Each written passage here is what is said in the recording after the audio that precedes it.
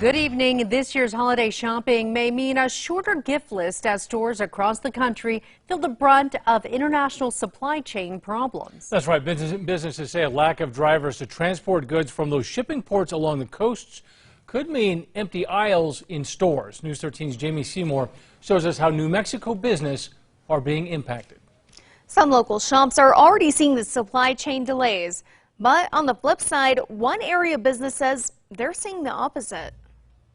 While some New Mexico stores may be slowing down from lack of inventory, things are busier than usual at Sport Systems as they try to catch up on orders from last year as they finally come in. A year ago, we took a massive $2 million gamble. We said, you know, we think the supply issue and COVID might continue, and let's just take let's take a chance and order big. The local store says they saw a demand for outdoor activities like cycling and skiing and decided to order whatever was available whenever they could.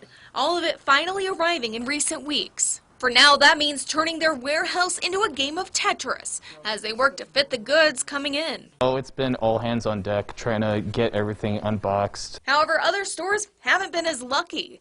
Ports along the West Coast continue to become backlogged with ships carrying goods from overseas as companies remain short on drivers to transport the goods across the country. That means seeing fewer products on store shelves like fruits and fish to toys and TVs. The UNM Economics Department says early pandemic closures play a big part in this delayed outcome, calling it the perfect storm.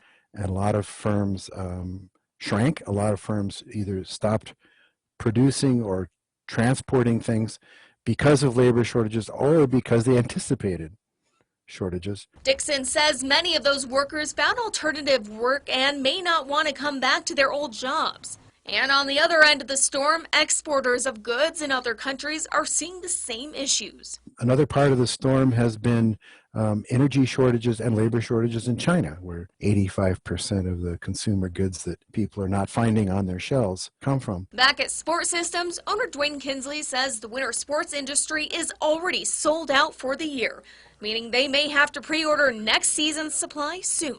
People need to choose from what's in a store because you're not going to be able to special order it. Dixon says there's not just a shortage in consumer goods, there's also issues with getting replacement items for trucks, cargo ships, and more that are needed to ship products, delaying that process even more. Back to you. All right, Jamie, thank you. He says these delays likely will not get resolved well into next year, long after the holiday shopping season.